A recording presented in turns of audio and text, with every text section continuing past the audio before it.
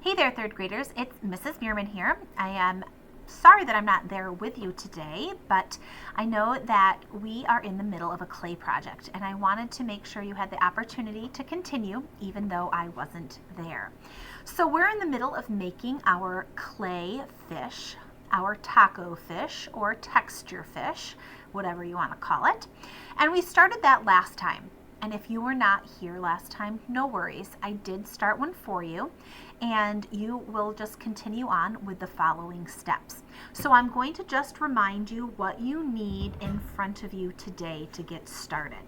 So you should have a piece of fabric. This is what we're going to use to protect our desks, to make sure our clay does not stick to the desks.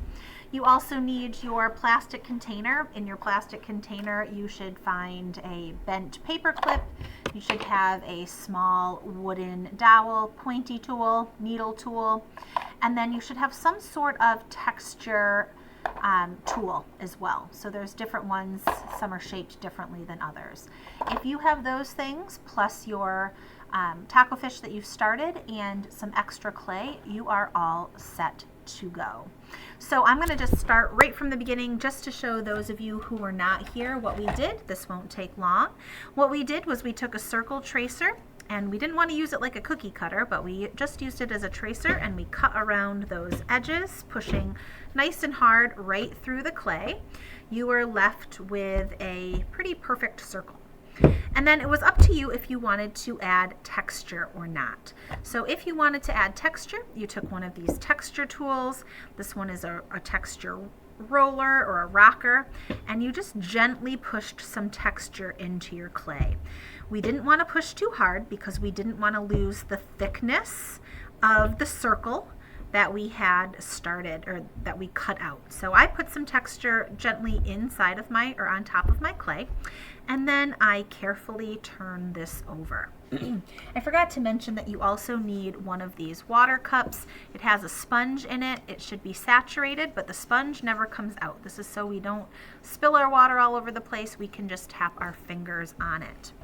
So from there, what you're using is you can use your paper clip for this, or you can use your wooden tool.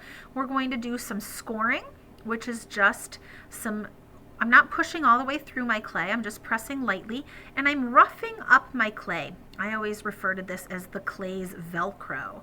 So I am going about halfway, a little more than halfway around my fish, and then I go in the opposite direction to give it even more of a texture or a rough area that is going to act as my Velcro. Well, if we want it super strong, we're also going to add water to our clay. And when water mixes with clay, this is called slip. We could make our own glue, but when we just add water on top of the scored areas, that is going to be a reinforcement. So we have the Velcro, and now we have the damp or the wet area that will act as the glue. What we did from there is we wanted to match up our textured scored areas, and we just gently pressed them together. We keep the front open. That's where the fish lips and mouth are going to be.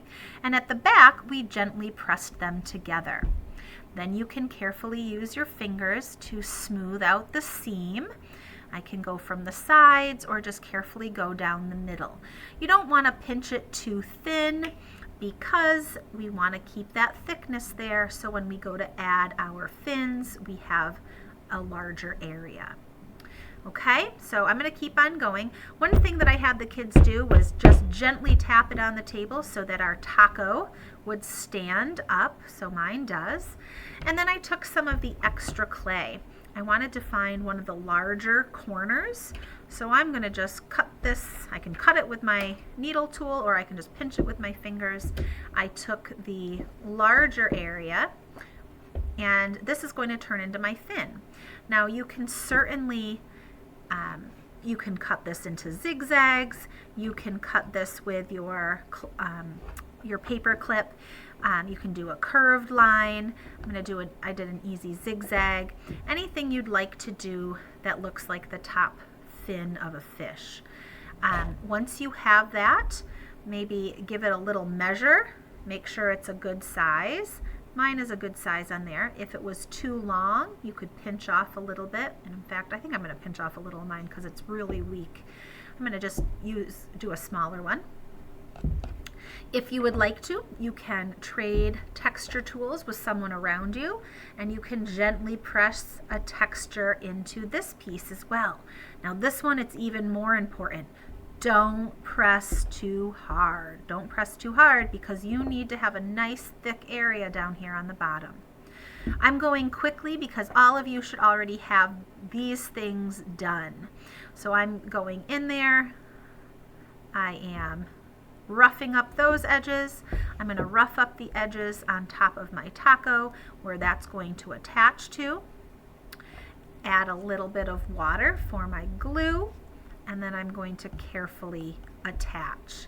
Now I can use my finger. I don't want to get rid of my texture, so I don't want to get in there too much, but I also want my fin to be on there securely. Okay? All right, I am all set to move on. Hopefully you all have your supplies and you're ready to move on as well. So everybody should have that. Check the bottom, make sure your initials are still there, please. Yes, make sure your initials are still there. Hopefully I have one for everybody that has your initials in it. Okay.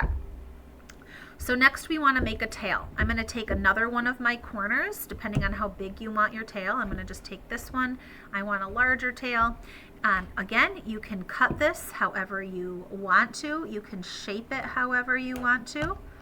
Let's see. I'm going to shape my tail like this. If you want to smooth this out with a little bit of water on your fingers, you don't want it too wet or too slimy. And I'm going to smooth that out. You also want an end that's a little flat. So where it's going to attach to my fish, I'm going to flatten that out a little bit. Since this is our texture fish, you can go ahead and share another texture tool if you want to add texture to your tail as well. Okay, I'm going to go ahead and make sure all of my edges are just what I want it to look like. If they're rough or not exactly how you want them, now is the time to change it. Not when our clay hardens, but now. So now I know that I want my tail to help support my fish. So my tail is going to go and rest on the table, and I know it's going to attach right here on the back of my taco. And I'm going to use my paper clip to score that, make that Velcro, make it on the other edge of your fish, or on the other edge of your tail as well. Okay? Add just a smidge of water. We don't want too much. And then I'm going to gently but firmly press those together. Now, I know it's hard to hold, but I'm gonna reinforce this, and I'm gonna make sure on the sides I have attached my tail to my clay. You wanna get rid of any of those seams that you see. Get rid of any of those seams that you see, okay? Now my tail is attached, but it's pretty weak. It's not very strong right now, so please be really careful if you go to pick this up, okay?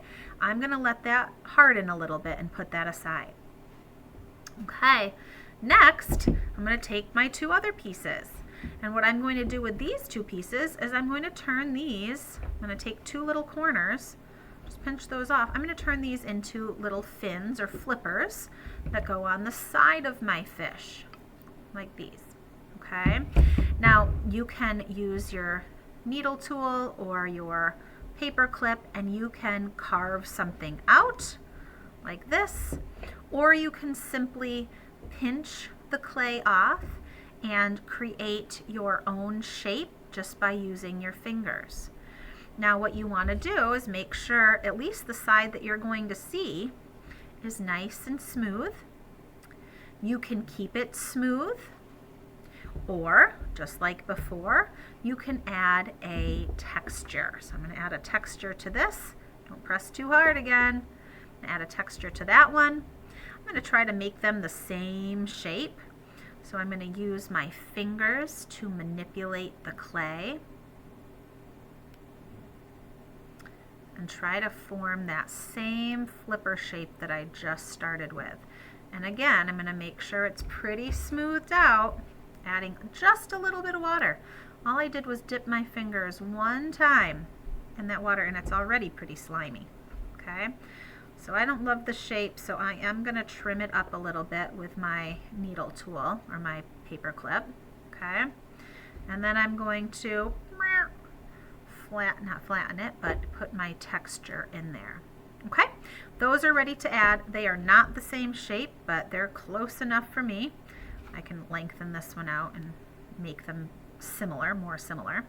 All right, now they are ready to attach. Now again, be careful with that tail. Figure out where you want to attach your flippers. Okay, wherever you're going to attach that, go ahead and rough that up. Hash marks in both directions.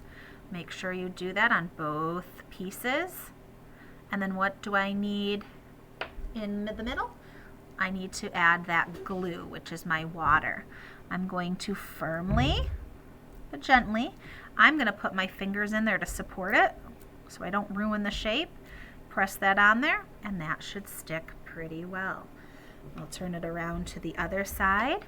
Going to add those score marks in both directions. Do it on here as well. And add my water slip as glue. Now I'm definitely going to press, but I'm putting my thumb on the inside to support the wall so my whole fish doesn't lose its shape. So now I have my flippers on there. Okay, we are almost done here. One thing that I'd like you to try to add are some lips around the edge of your fish. I'm going to take a couple pieces of my extra clay and I'm going to squeeze it into a ball.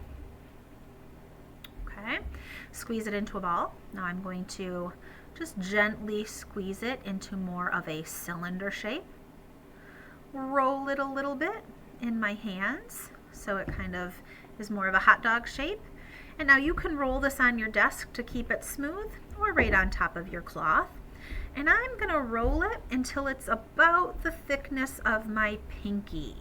Once it's about the thickness of my pinky, I'm going to stop and I'm going to look to see how much I need.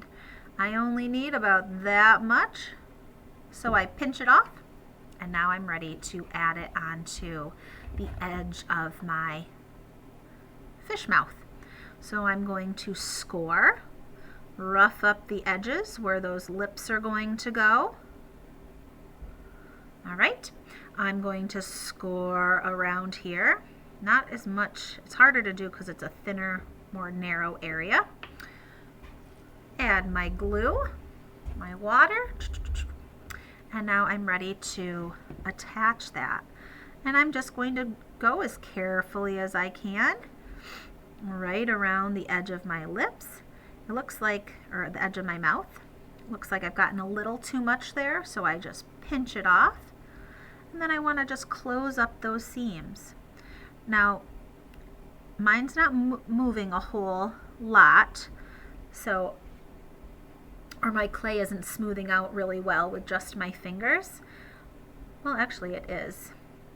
So I'm just using my fingers to pull a little bit of my clay from my lips back into my fish mouth to make sure that that is really attached there. Okay, I can also look around the edge. If I want to get rid of that seam, I can. If you want it to look like it's a separate piece, like the lips, just keep the seam there. If you need a smidge of water, add a smidge of water to smooth it out, but really only a little. Okay, last step.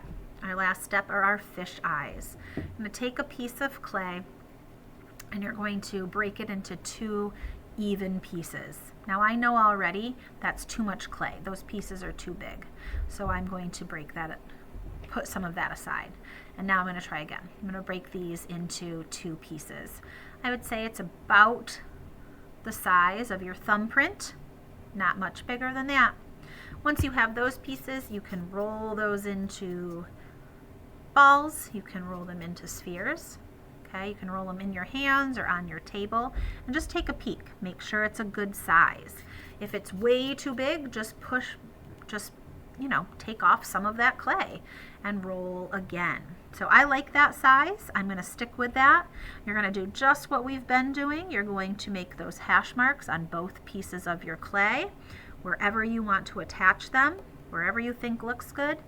I'm scoring, adding that roughed up edge, adding a little bit of water on either side, and gently applying pressure. Again, look at where my thumb's going. I'm putting support behind where I'm pressing. If I don't put support there, it's going to collapse on me, and I don't want that to happen. All right, I've got my eyes on there.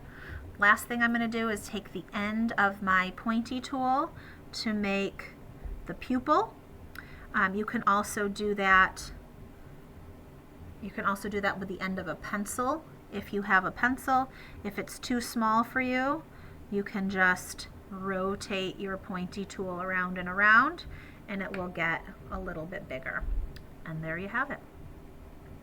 There is our taco fish. Now, before you leave this out to dry, I want you to be sure your taco fish looks exactly like you want it to look. If you see any areas that need smoothing or your shapes need fixing, don't just leave it. Don't just leave it. You need to fix it up exactly how you want it to look, because however you leave it today, it's not going to fix itself. It doesn't magically fix all by itself. It doesn't magically smooth out. It doesn't magically get nicer once you add paint to it. If there's a crack or it's falling over, it's not going to magically fix itself. So make sure it's exactly what you want it to look like. When you are ready, you can carefully pick up your fish. Make sure you support that tail. Make sure you support that tail. You're going to put this on the back green table as carefully as you can. Make sure you can still see your initials.